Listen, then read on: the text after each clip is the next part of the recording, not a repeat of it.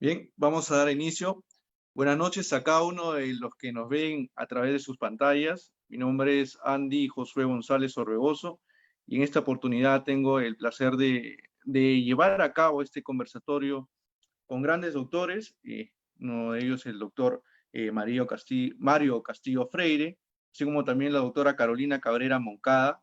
Y sobre todo quiero agradecer ya que aquí está presente la presidenta de la Asociación de Estudiantes de Derecho del Perú, a quien al final, como bien ella hizo mención, va a hacer un comunicado, así que le pedimos que estén atentos.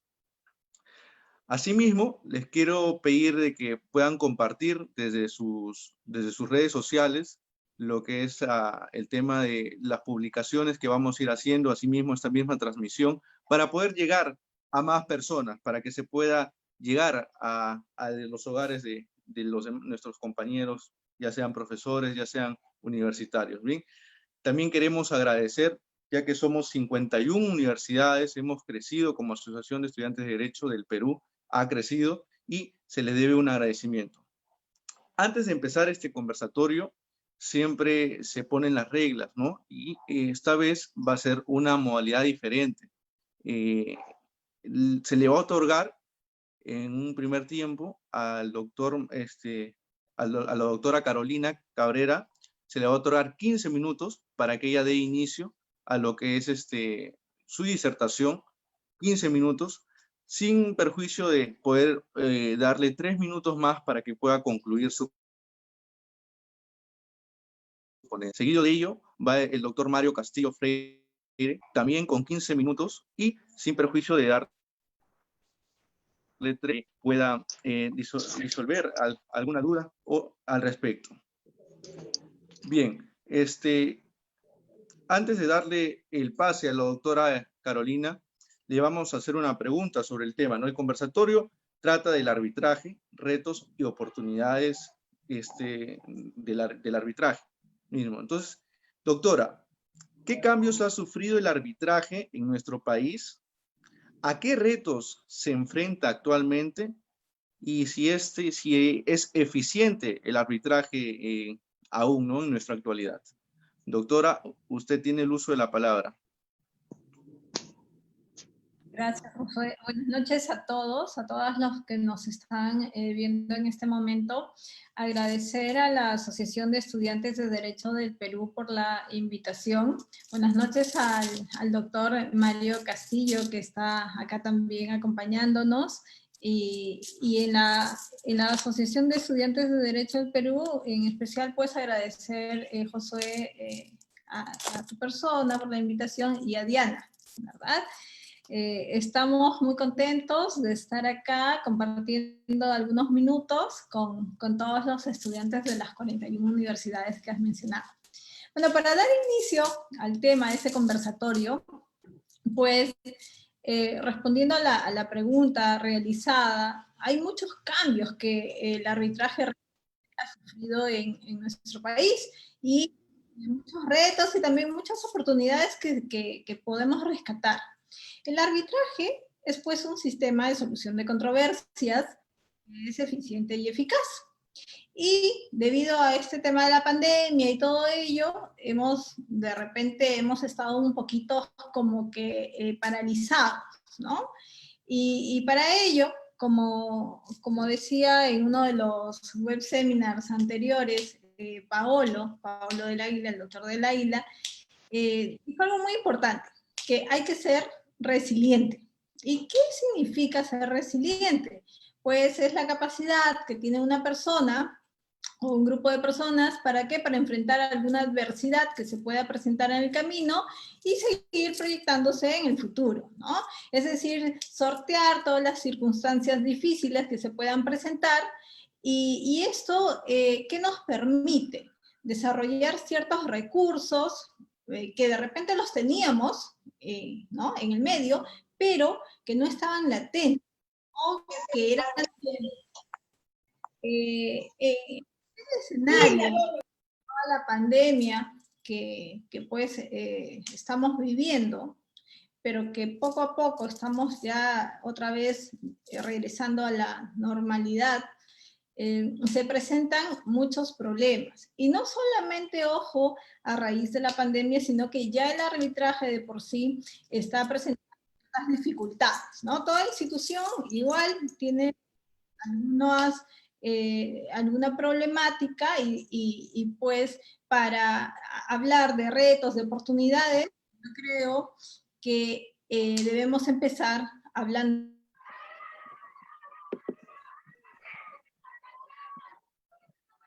En el momento de hablar sobre los problemas que quejan al arbitraje, nos vamos a detener o los vamos a clasificar en 5 ítems, 5 o 4 ítems. Primero, pues los árbitros, los tiempos, los costos. Bien, vamos a mirar la clase de arbitraje y las instituciones arbitrales, que es sobre, más que todo, sobre lo que pues, el arbitraje funciona. ¿Ya? En ese sentido, pues también debemos de tomar en consideración que el arbitraje ha tenido un desarrollo muy acelerado en nuestro país, a diferencia de otras naciones, ¿no? Arbitrajes públicos como en arbitrajes privados. Y es por eso, creo yo, que también han surgido ciertas cosas que están afectando al mismo. Vamos con el primer ítem, que son los árbitros. Pues nos preguntabas, Josué, si el arbitraje tiene algún reto o qué cambio. Allí vamos. La eficiencia y la eficacia del arbitraje, pues depende mucho de los árbitros, ¿no? De los árbitros que designamos o que son designados por las instituciones arbitrales. Y hay una frase que muchos la usamos y dice, el arbitraje vale lo que valen los árbitros. En efecto, ¿ya?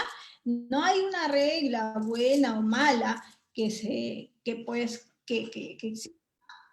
y que de repente no pueda ser superada por un buen tribunal.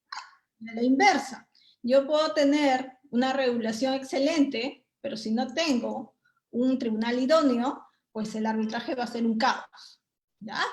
Entonces, hay pues que ponernos a pensar un poquito, ¿no? En los árbitros que designamos. Y cuando digo de los árbitros que designamos, ¿qué ha ocurrido en el país? Como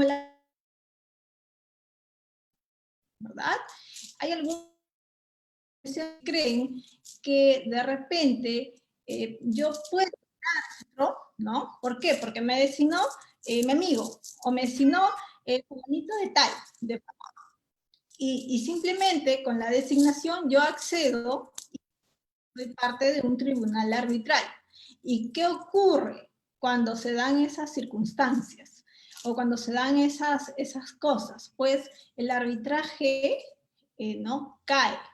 La imagen de este se deteriora, porque obviamente al decir que el arbitraje vale lo que valen los árbitros, implica que un árbitro que no tiene la especialidad, es decir, el conocimiento sobre el fondo, no tiene la experiencia, o sea, ¿qué buen proceso puede llevar? Entonces, primero hay que mirar bien a quién se designa, ¿no? Y tendríamos, por eso decía, que detenernos en este factor importante como son los árbitros, ¿no? Ahora, cuando hablamos de designaciones, tenemos las designaciones de parte, que ya les decía, y allí tienen mucho que ver los abogados o los procuradores, por ejemplo, si es el arbitraje del Estado, y también de las designaciones de las instituciones arbitrales. Y si vamos a las instituciones arbitrales, también hay cositas que se deben superar. Un ejemplo, un claro ejemplo de ello, es que alguna vez leí en un registro de árbitros, ¿no? En una nómina, manito de tal, especialidad, derecho penal, especialidad, derecho laboral. Entonces, ¿cómo no va a estar mal el arbitraje? Si hay instituciones arbitrales alguien que funge ser árbitro, especialista en derecho penal y nada más, ¿no? Eso es un claro ejemplo de lo que acontece. Claro, es una locura, pero suceden estas cosas. Y por otro lado, los árbitros, ¿y qué implica que un árbitro tenga mucha carga, que tenga muchos procesos a su cargo y finalmente no tiene tiempo? Y si no tiene tiempo, pues se desnaturaliza la propia institución, porque una de las ventajas del arbitraje frente a la jurisdicción ordinaria, es decir, a un proceso judicial, ¿verdad?, es la celeridad. Y si el árbitro o el tribunal no pone de su parte, no actúa con responsabilidad, no controla los tiempos en que debe desarrollarse un proceso arbitral, vamos a terminar con procesos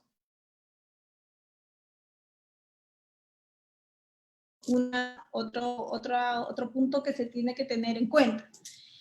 Y pues acá el reto, ¿cuál sería? Si es un arbitraje institucional, habría que mejorar el filtro que tienen las instituciones arbitrales para incorporar a los árbitros a su... ¿Y qué más? Pues si es un arbitraje ad hoc o también institucional, porque igual allí se puede elegir directamente un árbitro de parte, pues que este árbitro o estos que integran los tribunales, primero tengan capacidad, es decir, conocimiento sobre lo que va a resolver, conocimiento también sobre la materia arbitral, segundo, tenga experiencia y finalmente un factor muy importante que es la ética. Y digo, es un hable también, si un profesional tiene ética y sabe, no tiene los conocimientos sobre cierta materia, no debería aceptar, ¿no?, el encargo. Pero muchos lo hacen, ¿no? Muchos lo hacen.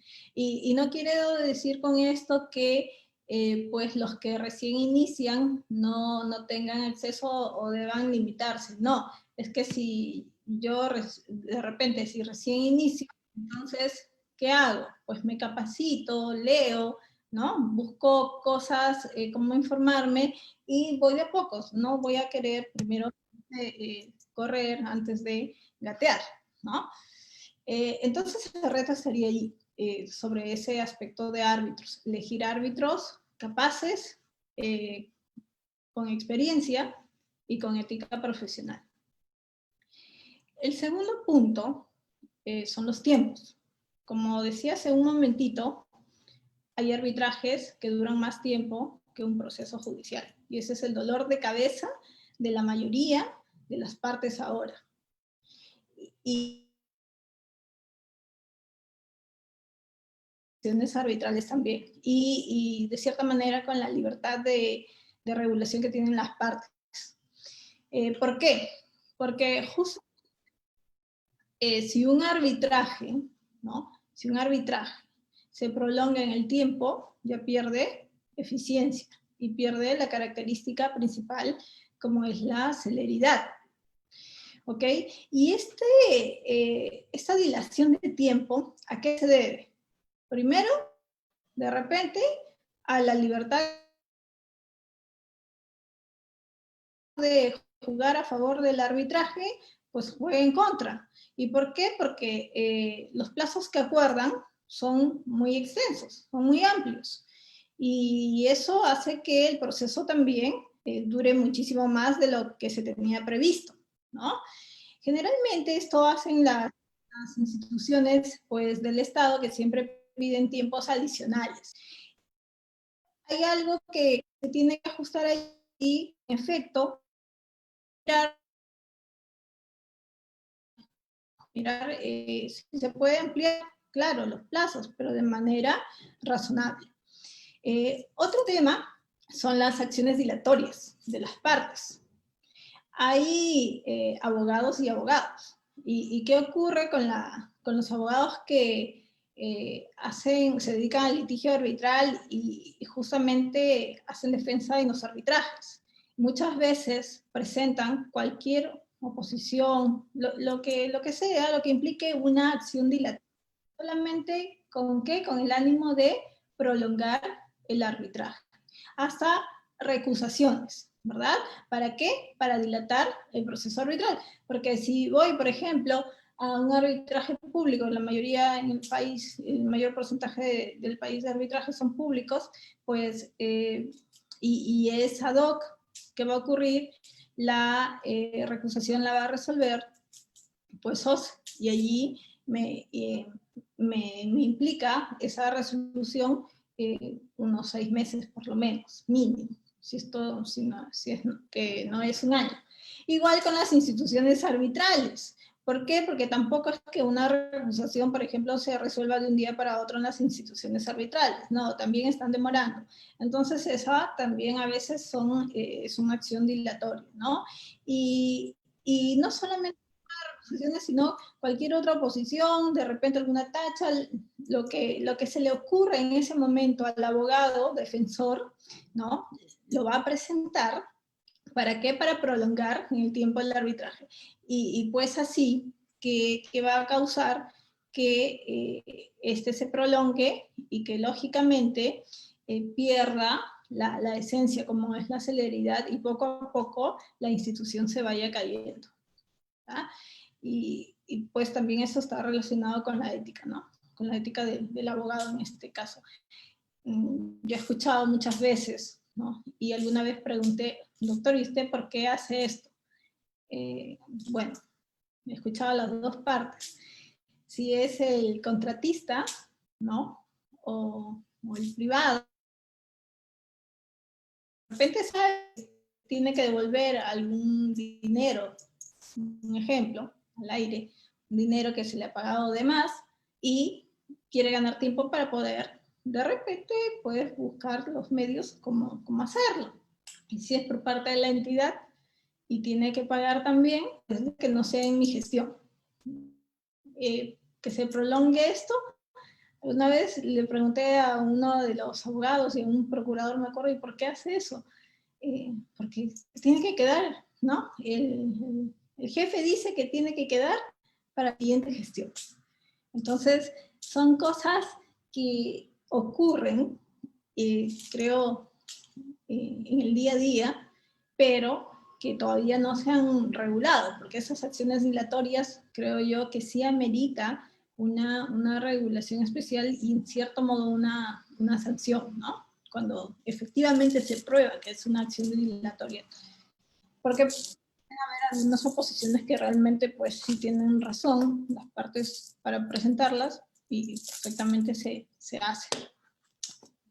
Acá, con el tema del tiempo, el reto sería ser más eficiente en el tiempo de duración de los arbitrajes. Y la oportunidad, pues, siendo más eficiente, se retoma el tema de la celeridad y pues se cambia la imagen de la institución arbitral.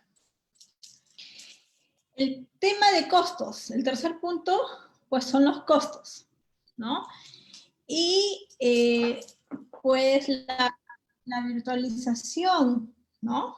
De los arbitrajes, ¿qué ha permitido o qué permite? Un ahorro de costos, sobre todo de los gastos de traslado que tenían que asumir las partes respecto de los árbitros que residían en una ciudad distinta.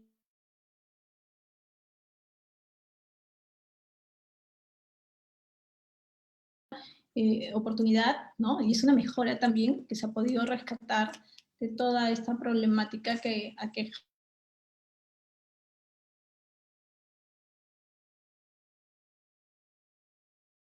¿Por qué? Porque aquí los abogados, ¿no? Que ponen las cláusulas en los contratos, tienen que analizar mucho. En alguna oportunidad vi que la cuantía pues del contrato, y en este caso del litigio incluso era muy pequeñita, pero se había pactado, ¿no? Y se había puesto una cláusula arbitral de una institución de Lima. El contrato era acá en Trujillo, y la sola tasa de presentación era pues un problema para ese usuario, y que decidió definitivamente no pudo acceder al arbitraje. Y esa falta de repente o de análisis que podrían hacer los abogados al colocar una u otra cláusula arbitral, también actúa en contra de la institución, ¿no? De la institución del arbitraje. Entonces, hay que tener cuidado con eso. Otro tema de oportunidad, pero yo diría que, por ejemplo, para acá, para La Libertad, ¿no? De donde soy, en específico en Trujillo, es que acá tenemos costos más baratos, muchísimos más económicos que los de cualquier otro centro de arbitraje, a ver, se me ocurre, de Lima. Entonces, Trujillo, por ejemplo, es una muy buena sede, un muy buen lugar para arbitrajes si hablamos en cuestión de costos, ¿no? Si hacemos un comparativo, las tasas que se cobran en los centros de arbitraje acá son muchísimo menores a las que se cobran, por ejemplo, en los centros de arbitraje de Lima, ¿no? Entonces acá la oportunidad que hay que rescatar, por ejemplo, es para acá, ¿no? Para Trujillo. Y también, pues, este tema de costos hace que las instituciones arbitrales compitan entre sí y de repente puedan adecuar un poco los tarifarios, ¿no? Que manejan, las tarifas que manejan. El cuarto punto y el quinto, el cuarto, cuando hablo y dije clases de arbitraje, me estoy refiriendo al arbitraje ad hoc y al arbitraje institucional, y el quinto es las instituciones arbitrales. Pues los voy a tratar juntos. ¿Por qué? Porque están de una u otra manera relacionados, ¿no? ¿Qué pasa con el arbitraje ad hoc y el institucional en general con las clases de arbitraje? Ha habido algunos cambios en las normas y pues se ha inclinado la balanza hacia el arbitraje institucional, ¿verdad? Como todos sabemos, ahora pues la balanza está inclinada, ¿no? Es decir, te estoy empujando a un arbitraje institucional. Eso es un poco peligroso, diría yo, porque fiel a cómo se hacen las cosas en nuestro país, creo que no ha habido ni un análisis, primero, de las consecuencias que puede acarrear estas cosas o estas decisiones, ¿no? No ha habido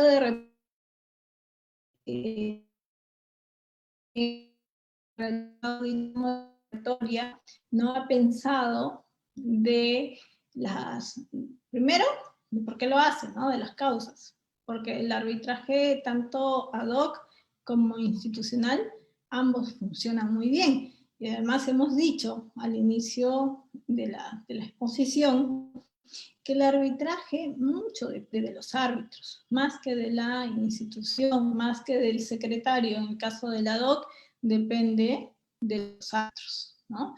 Que claro, la institución contribuye, sí contribuye, pero pues el 90% diría que está justamente relacionado a los árbitros, ¿ya? ¿Y qué pasa acá? Pues primero se está privando, ¿no?, de la libertad de elección sobre la clase de arbitraje a una de las partes. Que yo, ¿qué estoy diciendo? ¿Sabes qué? Tienes que ir a un arbitraje institucional. ¿Y dónde queda entonces la libertad que yo tengo? Un derecho constitucional para poder elegir, ¿no?, el tipo de arbitraje o la clase de arbitraje que yo crea mejor. Entonces se me está vulnerando la libertad de elección, ¿no? Más suena pues a imposición, ¿verdad? Ese cambio en la regulación. Y esto trae que como institución el arbitraje vaya cayendo. ¿Y por qué? Porque esto, aunado y a los otros ítems, ¿qué ocasiona? Que, por ejemplo, las partes no estén pensando en arbitrar, sino, como ayer decía en otro web seminar el doctor Castillo, ¿no? Las partes ahora piensan en negociar, en transar, en el trato directo o en la conciliación. ¿Por qué? Porque lógicamente es mucho más económico. Es mucho más económico y mucho más rápido. Si hablamos de una transacción, pues no nos cuesta nada más que ir, conversar con la otra parte y suscribir el acuerdo. Si hablamos de una conciliación, pues creo que acá, por ejemplo, el monto es de 100 a 120 soles que te cuesta una conciliación, es decir, con la otra parte, igual tienes allí el apoyo del conciliador y pues suscribes el acuerdo. Entonces, se está dejando de lado ya un poco la opción de ir al arbitraje.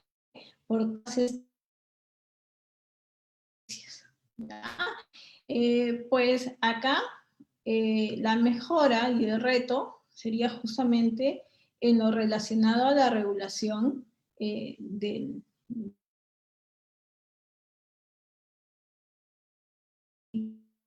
dejar la libertad de elección a las partes para decidir si es que quieres ir a un institucional o quieres ir a un ad hoc. Y si hablamos de institucionales, pues también hay mucho que decir. ¿Por qué? Porque las instituciones arbitrales, ¿no? Que era el otro punto que quería tratar, ¿qué ocurre con estas? A nivel de país tenemos muy pocas instituciones arbitrales versus ahorita pues la gran cantidad de arbitrajes que tenemos y que se van a presentar por todo esto que ha pasado, por todo incluso la pandemia. Entonces vamos a tener una lluvia de conflictos que van a ir a arbitrajes. Y esto que va a pasar, que va, perdón, a generar que otra vez se genere, ¿no? Esa lentitud en cada uno de los arbitrajes, porque lógico, con las instituciones arbitrales que tenemos y al estar inclinado casi todo para que sea institucional, pues no se van a dar abasto. Y el arbitraje va a parecer más un proceso judicial que un mecanismo alternativo célere, ¿verdad? Y pues otro problema que aqueja a las instituciones arbitrales y que de repente nadie se ha puesto a pensar es justamente la capacitación del personal que hay en el centro. ¿Qué ocurre? Yo no creo que el Estado se haya puesto a siquiera analizar si es que debe capacitar a estos secretarios generales que muchas veces están cambiando en las instituciones, y es más, a los secretarios arbitrales. Y el otro día me ponía a pensar y decía, a ver, ¿qué pasa con las instituciones arbitrales que tienen 1000, 2000 procesos? El secretario general podrá supervisar y controlar todo. Yo he sido secretaria general de varios centros de arbitraje y sí he tenido más o menos, claro, lógicamente nunca creo que el 10% de ese número, y es mucho, ¿no? Y yo creo que no me daría abasto. ¿Por qué? Porque pues hay cada proceso y cada uno tiene su complejidad, tiene su particularidad. Y adicionalmente a ello, el secretario general pues tiene que asistir al Consejo Superior de Arbitraje. Adicionalmente a ello, el secretario general también tiene que mirar la administración, la gestión del centro, ¿verdad? Mirar el tema de cláusulas arbitrales y todo ello. Entonces, se imaginan con las pocas o con el poco número de instituciones arbitrales y con la gran pues demanda que hay ahora, ¿cómo es que se van a ver, ¿no? Las que ya hay? Lógicamente también he tenido la oportunidad de llevar algunos procesos y caminan lento. Entonces ahora van a ir mucho más lento. Y por ende el arbitraje se desprestigia más. ¿Y por qué? Porque no se ha medido esa consecuencia, porque no se ha analizado, porque seguro alguien que hizo la modificatoria no conoce el tema, así como cualquier otra regulación, ¿no? Que tenemos en el país que muchas veces los que no son especialistas y luego traen consecuencias nefastas y negativas para cierta institución jurídica. Ok, otro punto dentro de las instituciones arbitrales también son los consejos superiores de arbitraje. ¿Qué pasa con los consejos superiores de arbitraje? Hay algunos consejos que sí, mis respetos, ¿no? Profesionales pues idóneos, especialistas en la materia, pero hay otros que, Dios mío, Dios me libre de ir a ese centro de arbitraje, porque primero, no saben absolutamente nada de proceso arbitral. Segundo, son metidos por el compadrazgo.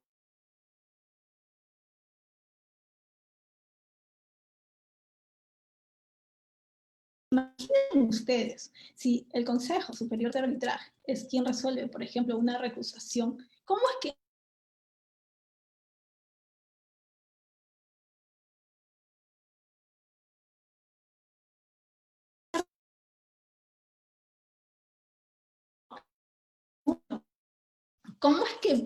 va a salir esa resolución? Y tercero es que, pues, las resoluciones que se emitan, ¿verdad?, van a ser caóticas. Entonces, la institución arbitral, ¿no? La institución arbitral también tiene algunas fallas y hay que mejorarlas o hay que ocuparnos en superarlas, ¿verdad? Ya que ahora pues las instituciones arbitrales están privilegiadas, ¿no? De tener una ayuda en la ley que les mande directo los arbitrajes, entonces van a tener que ponerse las pilas para superar todas estas cosas. Y bueno, eso es por el Consejo Superior de Arbitraje. Y cuando hablamos de la Secretaría también, puedo tener de repente, ya no estamos en el escenario del secretario que recién entra y no sabe nada, ¿verdad? Porque eso es lo que ocurre. Hace 10, 11 años creo que yo inicié de secretaria general. Yo sí tuve la suerte de tener un gerente que me mandó a capacitar, porque si no, ¿qué hubiera sido de mí? ¿Qué hubiera sido del centro? Pero no todos tenemos esa suerte, ¿ya? Y a la inversa, a veces hay secretarios muy buenos, ¿no? Pero que nunca puedes hablar con ellos. Es más fácil es hablar con el presidente que hablar con el secretario. Y por ende, si no, es así, si el secretario no está en contacto con las partes, no se entera de la problemática que hay en el centro. Y eso también genera un desmedro en la institución arbitral. Y ocasiona pues que haya ciertas falencias y ahí hay que tener mucho cuidado, porque lógicamente la parte que no le conviene estar en el arbitraje va a cogerse de esas fallas o esas cositas para ir luego a un tema de anulación. ¿Ya? Lo otro es que hay mayor oferta de instituciones arbitrales y al haber mayor oferta de instituciones arbitrales, por ejemplo, esa es una oportunidad beneficiosa, las partes pueden elegir. Y ahora como todo es virtual, por ejemplo, yo puedo elegir, ¿no?, llevar mi arbitraje en cualquier lugar del país. Tengo para analizar y comparar reglamentos, tengo para ver lo que más me conviene y poder tener mayor capacidad de elección. Porque antes, como el tema era presencial, yo me limitaba de repente a la institución donde vivía o donde trabaja, ¿verdad? Porque es estar más cercana. Pero ahora la oportunidad es esa, y es también oportunidad para los centros de arbitraje para ser más competitivos y para poder ofrecer mejores condiciones. Y de repente algún tema que le genere valor agregado a todos estos usuarios del arbitraje, ¿no? El reto sería, pues, mejorar las prácticas arbitrales, la modificación y adecuación de los reglamentos que ya se ha hecho por el tema virtual, pero que siempre hay algo, hay algo que ajustar. Y pues el otro reto sería mirar el tema de gestión de calidad, ¿no? Dentro de cada institución arbitral. Eso es lo que les quería compartir hoy. Josué, muchas gracias. Doctora, muchas gracias por su disertación. Ahora sí. Doctor, buenas noches. Doctor, ¿tiene su audio desactivado? Efectivamente. ¿Cómo está, Josué? Buenas noches. Buenas noches, doctor. Ahora tiene usted el uso de la palabra. Muchas gracias. Bueno, ante todo quiero agradecer a la Asociación de Estudiantes de Derecho del Perú, que por lo que veo es una joven institución que está realizando este evento, no a ti, a Diana, por la gentileza de haberme invitado. Es muy extraño, además, que se realice un evento que congregue. He estado viendo a varios de los asistentes al evento mientras se conectaban, y es muy raro, efectivamente, que un sábado en la noche, ¿no? Se tenga un evento con una serie de alumnos de distintas universidades que quieran escuchar una charla de dos personas sobre arbitraje, ¿no? Es decir, estoy seguro que cuando yo tenía la edad de la mayoría de ustedes, no iba a ningún evento sobre esto un sábado en la noche, me iba a otro lado, ¿no? Así que agradezco pues doblemente el que nos estén escuchando, ¿no? Es muy importante para nosotros el poder hablar sobre este tema. Fíjense, cuando uno era alumno universitario, en las universidades no se dictaba arbitraje. Es más, casi no se escribía sobre el arbitraje. Había un libro colectivo que había publicado en los 80 don Fernando de Traseñí, y había un libro del doctor Guillermo Loma Luca de Tena que comentaba el arbitraje en la biblioteca de la Universidad Católica denominada Para leer el Código Civil. Y aparte de eso, no había nada sobre arbitraje. De tal manera que era un tema, y no solo eso, ¿no? Uno diría, ¿por qué no se escribía? Bueno, es que no había arbitraje. ¿No? La realidad es que no había arbitrajes. Y eso determinaba que hubiese un muy poco o nulo interés en relación a la materia. Esto ha ido cambiando con el paso de los años. Sin duda, las leyes de arbitraje que se han dado en el Perú sucesivamente han facilitado mucho el arbitraje, y sobremanera, además, la participación del Estado en arbitraje que se dio a partir de inicios de 1998. O sea, el Estado tiene, con el régimen del arbitraje obligatorio, bueno, pues más de 22 años, ¿no es cierto?, por el cual todos los contratos que celebren en relación a bienes, servicios, etcétera, obras, pues van a las controversias a arbitraje.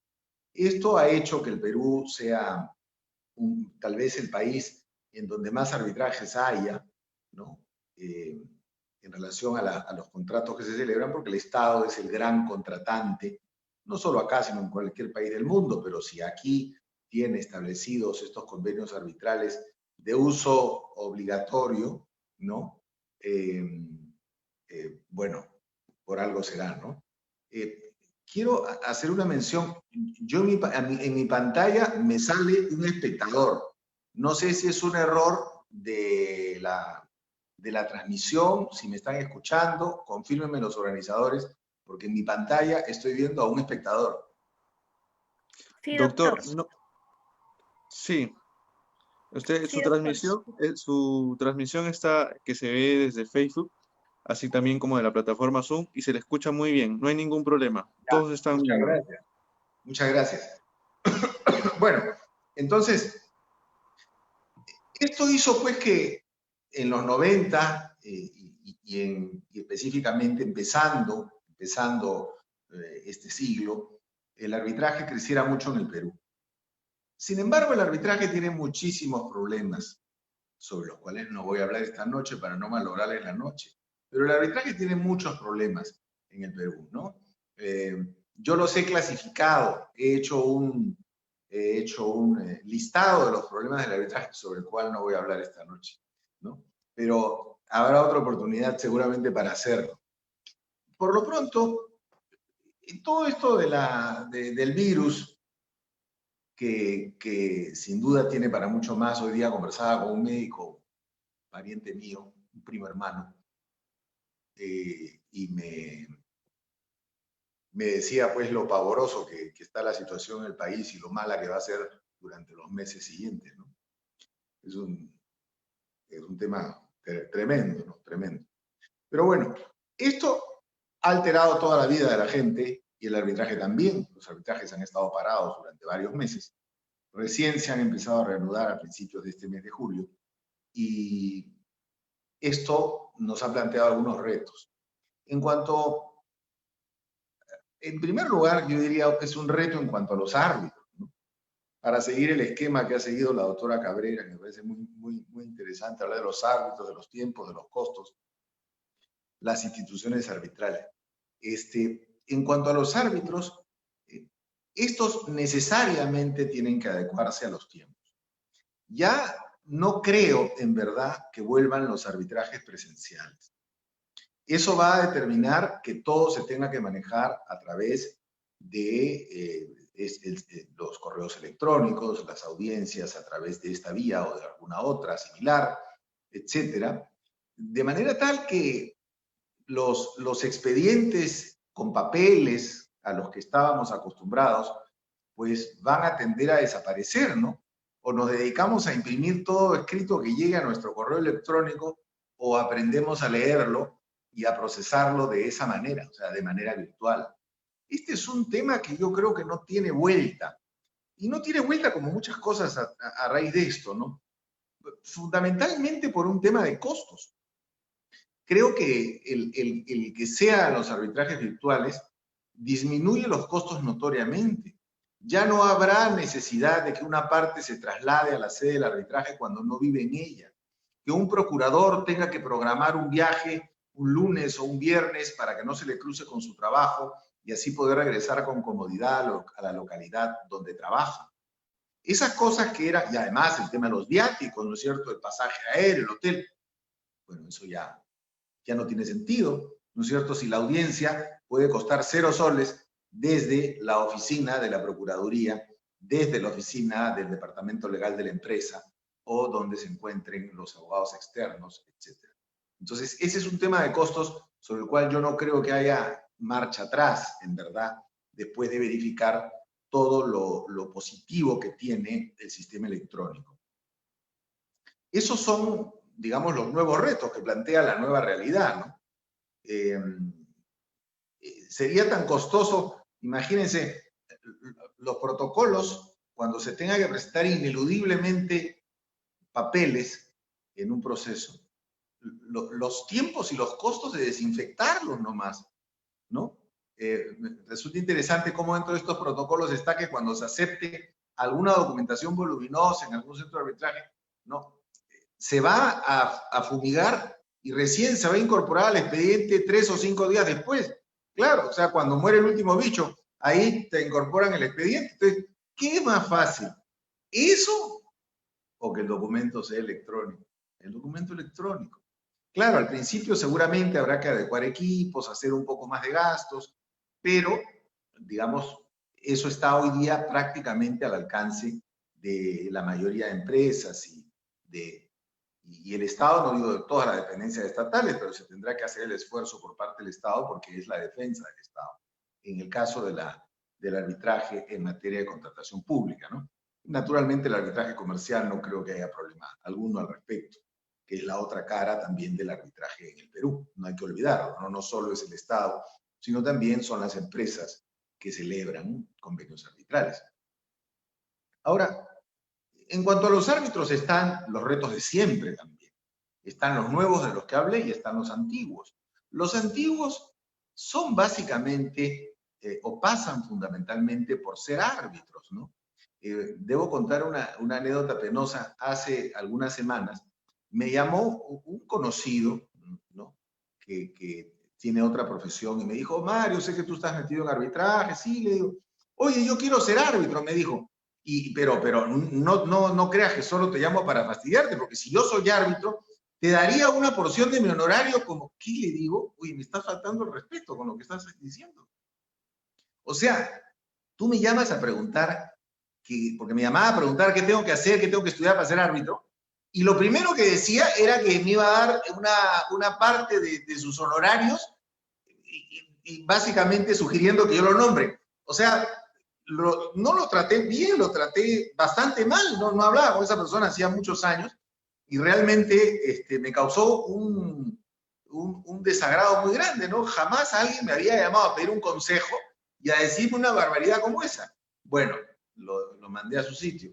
Pero entonces, si quieres ser árbitro por esa razón, ¿no es cierto? Que no dudo que muchas personas sigan ese camino.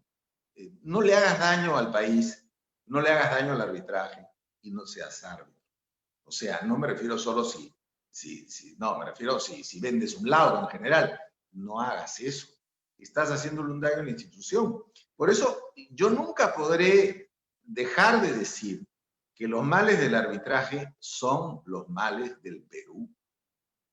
O sea, si nosotros queremos ver el arbitraje como una especie de laboratorio, ¿no? De película, en donde no hay un solo microbio, en donde todo funciona con la mayor pulcritud, donde todo... Bueno, lamentablemente, el tema de la justicia en el Perú no funciona necesariamente así, ¿no es cierto? Entonces, y de los actores de la administración de justicia, ¿no? Y de los abogados, no necesariamente funciona así. Entonces hay que cuidar mucho, ¿no? de que el arbitraje no se siga contaminando con los mismos vicios y los mismos gérmenes, no solo del medio jurídico, sino en general del Perú. Son problemas del Perú, ¿no es cierto? Son problemas del Perú.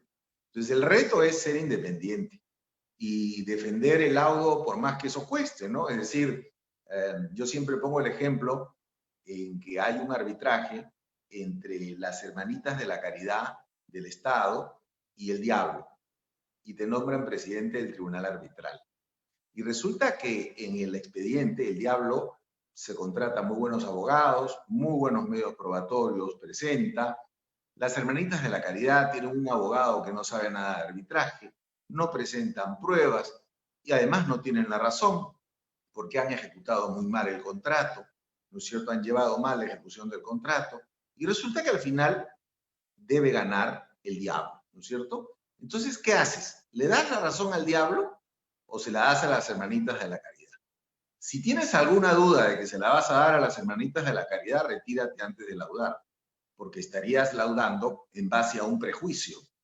Entonces, si vas a ser árbitro, tienes que darle la razón a quien la ha demostrado tener, por más de que eso después tenga consecuencias con respecto a que cómo le ha dado la razón al diablo, qué cosa soy, su confesor o qué vaina, ¿no es cierto? Soy árbitro y yo resuelvo en función de lo que tengo en el expediente. Entonces, si el arbitraje se lleva con corazón y uno le da la razón a que te cae mejor, entonces dedícate a otra cosa, pero no te dediques al arbitraje. El arbitraje no es darle la razón a quien te caiga mejor, es darle la razón a quien pruebe que la tiene. Y eso es aplicable, en primerísimo lugar, a los jueces de la justicia ordinaria y luego a los árbitros. Aquí no hay ninguna duda.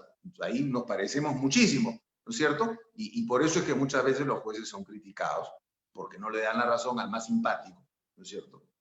sino a la persona que realmente la tiene. En segundo lugar, en lo que respecta al tema, sobre esto se puede hablar mil cosas más, pero no hay tiempo, ¿no? No vamos a quedarnos hasta la medianoche. En cuanto a los tiempos, los arbitrajes van a durar menos, pues es evidente que van a durar menos. Si ahora todas las notificaciones son en simultáneo a las partes, a la contraparte, ¿no es cierto? Los plazos, pues, evidentemente, se reducen de manera muy notoria. Eso no significa que los arbitrajes vayan a durar pues 4 días o 4 semanas, ¿no?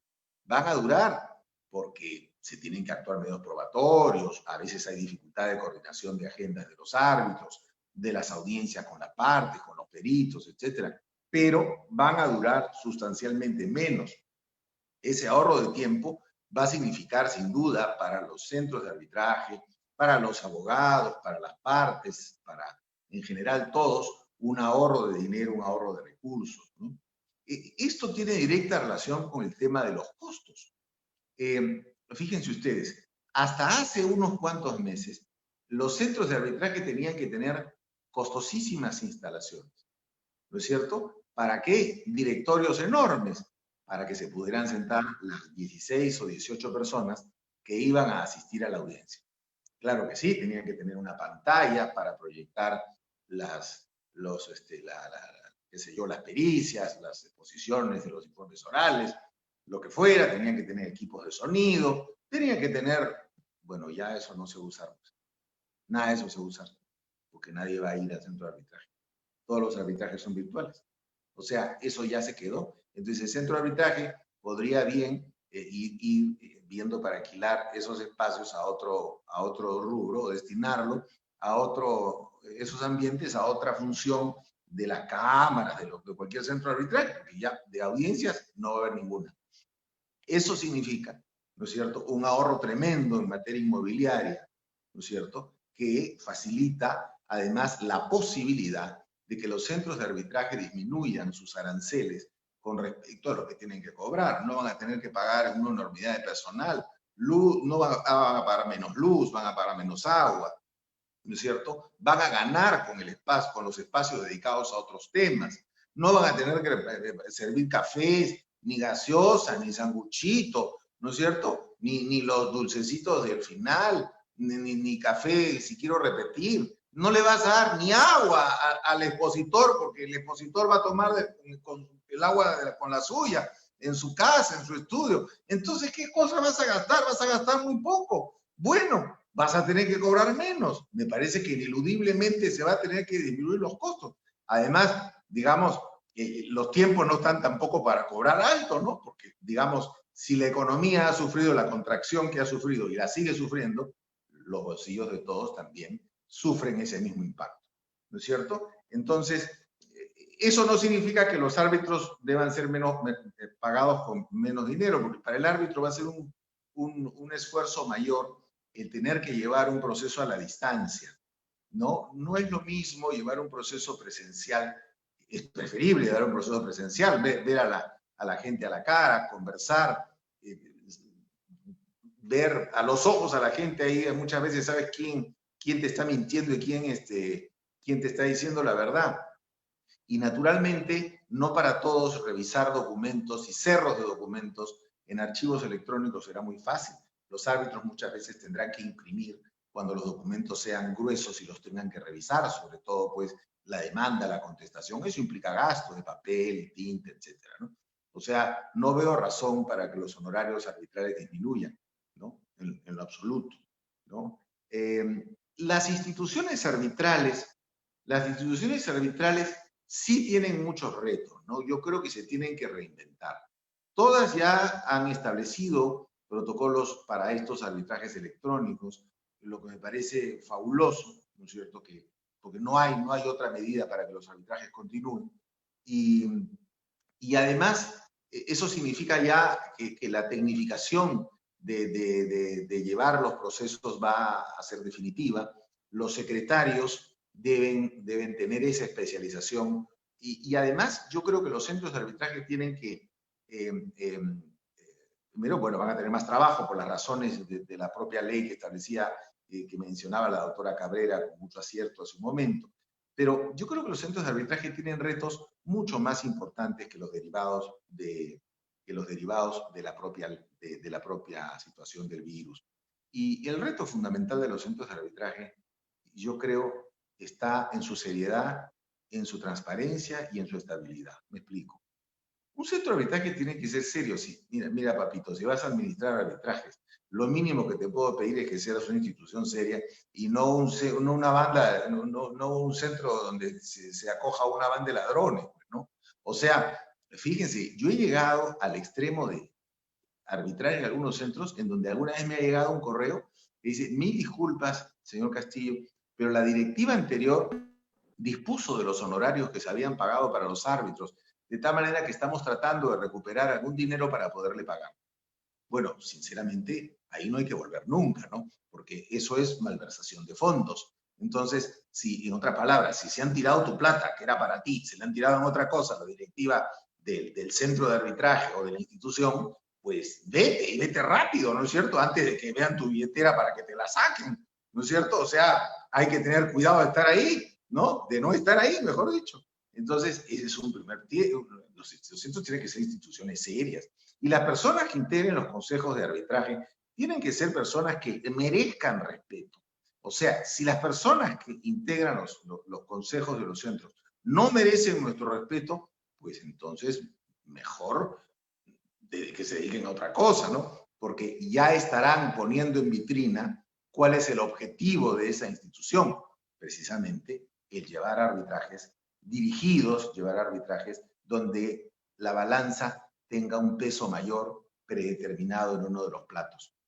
En segundo lugar, el reto de los centros de arbitraje está en tener una buena lista de árbitros, ¿no es cierto? No admitir a la lista de árbitros a cualquier persona, ¿no es cierto? Y sobre todo a personas que no hayan, digamos, tenido alguna experiencia, aunque sea pues, como abogado defensor en un arbitraje, ¿no? O sea, algo tienes que saber de arbitraje.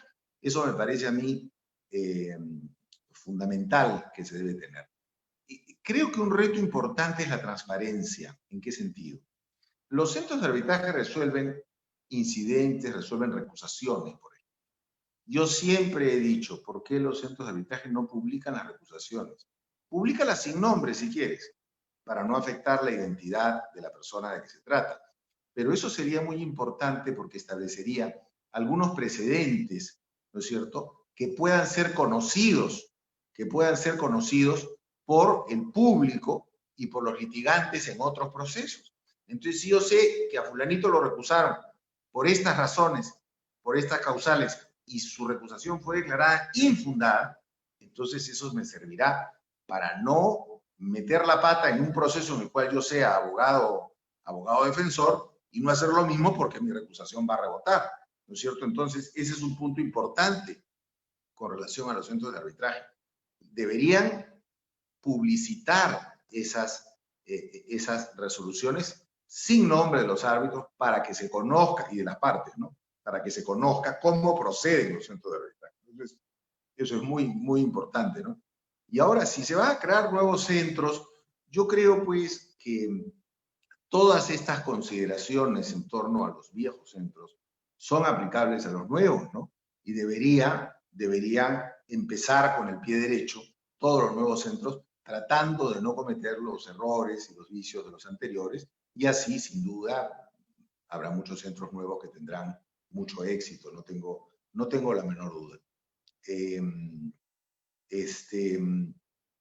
¿Qué más? El arbitraje institucional o el arbitraje ad hoc, en realidad a mí siempre me ha dado lo mismo. El arbitraje institucional es bueno si está administrado por un buen centro y tienes buenos árbitros y un buen secretario. Y el arbitraje ad hoc es bueno, ¿no es cierto?, si tienes un buen tribunal. Será malo dependiendo de la gente, ¿no? Eso, de tal manera que eso a priori no se puede decir, como hizo el gobierno pasado, me refiero al gobierno de Kuczynski, en señalar que los arbitrajes eran institucionales, eran los buenos y los ad hoc eran los malos. Esas generalizaciones sin conocimiento alguno de causa siempre me han revelado.